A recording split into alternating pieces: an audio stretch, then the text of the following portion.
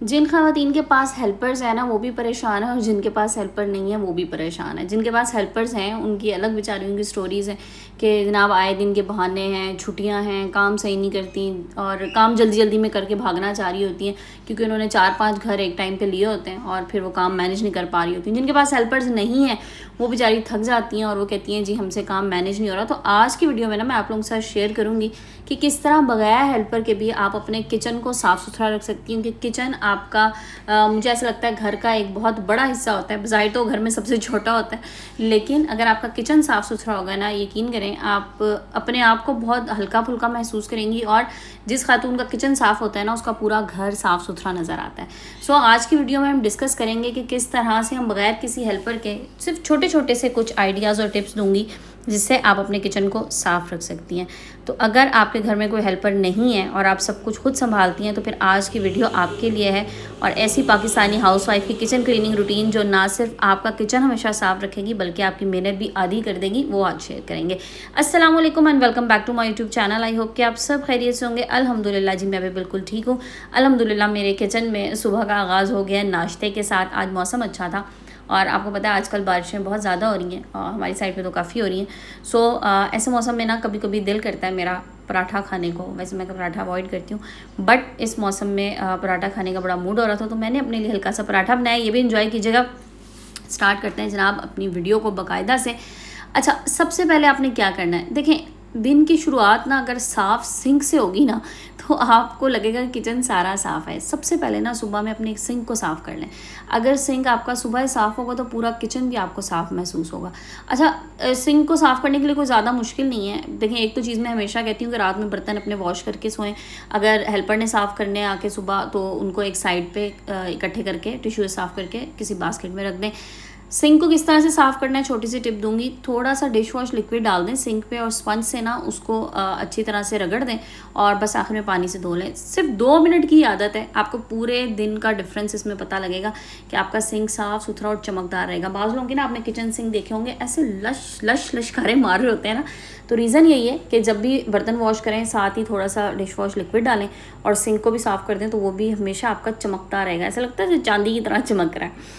अच्छा, point number 2 जनाब, देखिए खाना खाते हुए नहीं, खाना बनाते हुए ना सफाई को साथ साथ करें। ख़वातीन गलती पता कहाँ पे करती हैं, पूरा खाना बना लेती हैं और कहती हैं जनाब बाद में सफाई शुरू हो जाएगी। लेकिन इसके बजाय क्या करना है आपने, जो बर्तन इस्तेमाल होते जाए ना इसे साथ साथ धोते रहें। धोना नहीं है तो उसे पानी में भिगो दें। अच्छा, फिर सब्ज़ी काटने के बाद काउंटर फ़ौरन साफ़ कर दें। सब्ज़ियों के छिलके, रैपर, ये चीज़ें काउंटर पे बिल्कुल ना छोड़ें। ये इतना मैसी लुक देता है ना, और मतलब जो एकदम से देखेगा ना आपके किचन काउंटर को उसको बड़े एक अजीब सी लुक उसमें आएगी। सो ये चीज़ें ना साथ साथ साफ़ करते रहें। फिर खाली पैकेट्स जो हैं जैसे मैंने कहा ना रैपर वगैरह, वो साथ ही साथ डस्टबिन में डाल दें। तो इस आदत से क्या होता है कि एकदम से जो सफाई का बोझ आप पे पड़ना है ना वो बहुत कम हो जाएगा। नंबर 3 टिप पता क्या है, चूल्हे को, बर्नर को कभी भी गंदा ना छोड़ें। खाना बनाने के बाद ना चूल्हा ठंडा होने दें, फिर गीले कपड़े और थोड़े से डिश वॉश लिक्विड से पूरा चूल्हा आप साफ़ कर लें। अगर डिश वॉश लिक्विड इस्तेमाल करते हैं ठीक है, अगर आपने कोई स्टोव क्लीनर वगैरह रखा है जैसे मार्केट में आजकल आते हैं, मैं भी अक्सर आप लोगों के साथ शेयर कर देती हूँ, वो अगर आपने रखा है या कोई DIY क्लीनर आपने खुद बनाया हुआ है तो उससे आप चूल्हा साफ़ कर दें। अगर तेल के दाग सख्त हो जाए ना तो फिर बेकिंग सोडा और सिरका इस्तेमाल कर लें। अच्छा, ये सिर्फ आपने 2 मिनट देने हैं और आपका चूल्हा हमेशा नया लगेगा। गंदा चूल्हा जो होता है ना उस पर एक बार अगर ये चीज़ें जम जाए ना, ऑयल के निशान, दाग या चिकनाई, मैल, वो फिर उतारना मुश्किल हो जाती हैं। और यकीन करें जिस जगह पे आपने खाना पकाना है ना वो जगह ही अगर गंदी होगी, पता नहीं मैं नहीं पका सकती वहाँ पे खाना सीरियसली। सो 2 मिनट लगते हैं सिर्फ और चूल्हा आपका साफ़ हो जाता है। अगर आपके घर में हेल्पर भी आ रही है ना तो हेल्पर के आसरे भी ना छोड़ें, क्योंकि उन्होंने तो उस तरह से साफ़ नहीं करना होता जैसे आपने खुद करना होता है। अगर आप कुकिंग खुद कर रही हैं तो फिर आप अपने स्टोव को भी साथ साथ खुद ही साफ़ कर लें। अच्छा, नंबर 4 टिप ये है जनाब, अपने काउंटर को ना हमेशा खाली रखें। किचन साफ़ नज़र आएगा और आपका किचन साफ़ सुथरा नज़र आने का राज भी यही होता है। जिन लोगों का काउंटर बहुत ज़्यादा भरा होता है ना चीज़ों से, तो वहाँ पे चीज़ें रखने की जगह ही नहीं होती। सिर्फ वही चीज़ें बाहर रखें जो आपके रोज़ इस्तेमाल में आती हैं। बाकी तमाम ऐसे बर्तन, डब्बे, इजाफी सामान वो अलमारी में रख दें जिन्होंने कभी कभी इस्तेमाल होना है। जितना कम सामान बाहर होगा ना उतनी ज़्यादा आप आसानी से सफाई कर सकती हैं। रीज़न ये है कि चीज़ों को आप हटा लेंगी आराम से और आप इजीली साफ़ कर सकती हैं काउंटर को। अच्छा, फिर जैसे मैंने आपको कहा ना कि सिंक में बर्तन ना जमा होने दें, और बर्तन जो है ना वो हाथ के हाथ धोते रहें, क्योंकि अगर मुमकिन हो ना तो हर खाने के बर्तन फ़ौरन ही धो लें। और अगर वक्त कम है, आपके पास नहीं है टाइम किसी और काम में, या जैसे हेल्पर ने आना है, तो फिर कम से कम आप इन्हें पानी में भिगो दें।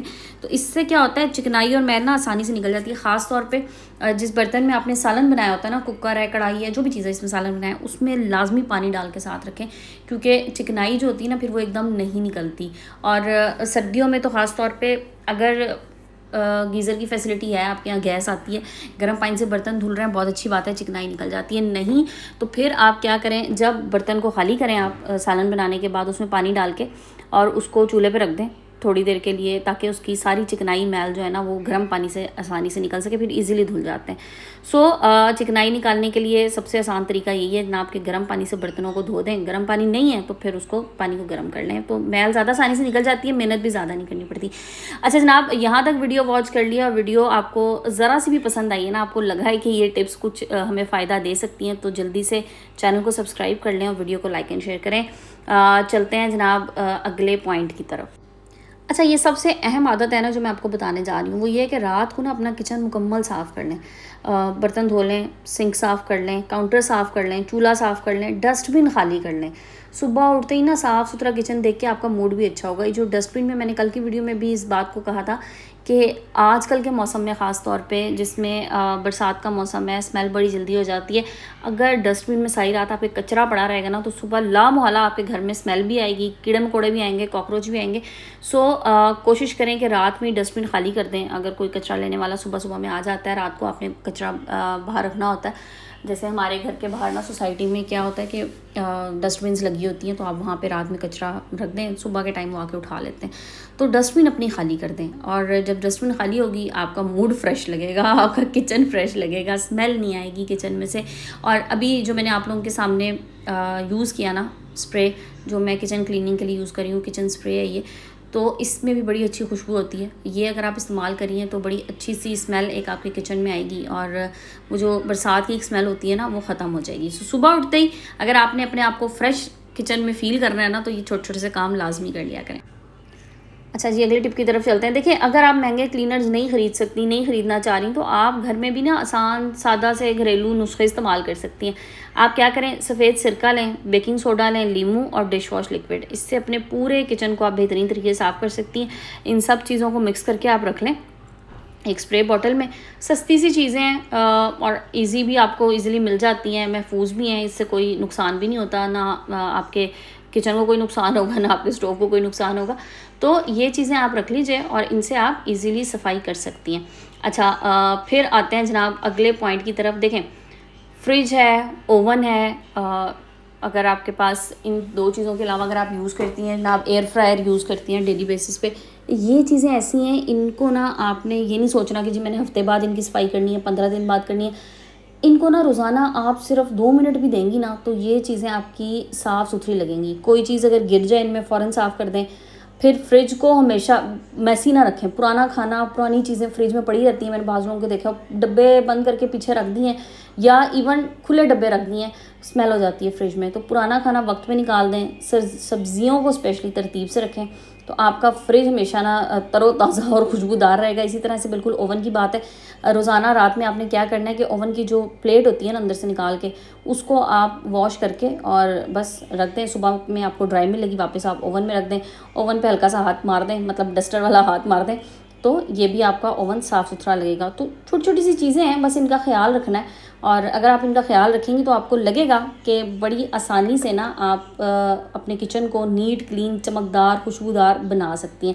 अब जैसे कि मेरे पास ये एक इस तरह से रैक है किचन में, और यहाँ पे मिट्टी बहुत ज़्यादा आती है, तो ये इसको मैं क्या करती हूँ कि अव्वल तो मेरी कोशिश होती है इस पर चीज़ें मैं कम से कम रखूँ। हालांकि रैक है ना, तो चीज़ें ज़्यादा हो ही जाती हैं, बट जितनी कम चीज़ें होंगी उतनी आसानी से इसकी सफाई हो सकेगी। तो इसको भी ना मैं हाथ के हाथ साफ़ कर देती हूँ, और इसकी डस्टिंग डेली बेसिस पे हो जाती है। इसको इतना ज़्यादा मुझे कोई डीप क्लीनिंग करने की इस पर ज़रूरत नहीं पड़ती।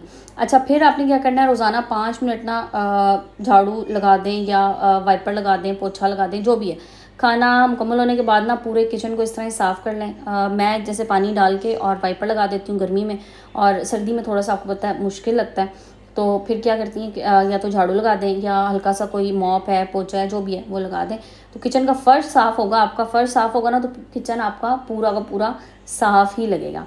अच्छा, फिर हफ्ते में ना एक दिन आपने 30 से 40 मिनट निकालने हैं डीप क्लीनिंग के लिए। इसमें आपने किचन की टाइल्स को अच्छे से साफ़ करना है, एग्जॉस्ट फ़ैन साफ़ कर लें, मसालों के डब्बे साफ़ करें, कैबिनेट साफ़ करें, कैबिनेट्स ऑर्गेनाइज़ करें, फ्रिज अच्छे तरीके से साफ़ कर लें, और इससे ना मैल ज़्यादा जमा नहीं होगा और आपकी चीज़ें साफ़ सुथरी रहेंगी। किचन कैबिनेट्स के जो डोर्स हैं स्पेशली ये साफ़ कर लें, इनके हैंडल्स वगैरह गंदे हो जाते हैं हाथ लगने से। देखिए, सफाई को ना मुश्किल नहीं बनाना, सफाई को अपनी आदत बना लेना है, क्योंकि साफ़ किचन एक दिन में नहीं बनता, बल्कि ये रोज़ाना की छोटी छोटी आदतें मिल के खूबसूरत, साफ़ और मुनज़्ज़म किचन बनाती हैं। रोज़ 15 से 20 मिनट आपको लगेंगे और आप हैरान रह जाएंगे कि आपकी सफाई कितनी आसान हो जाती है।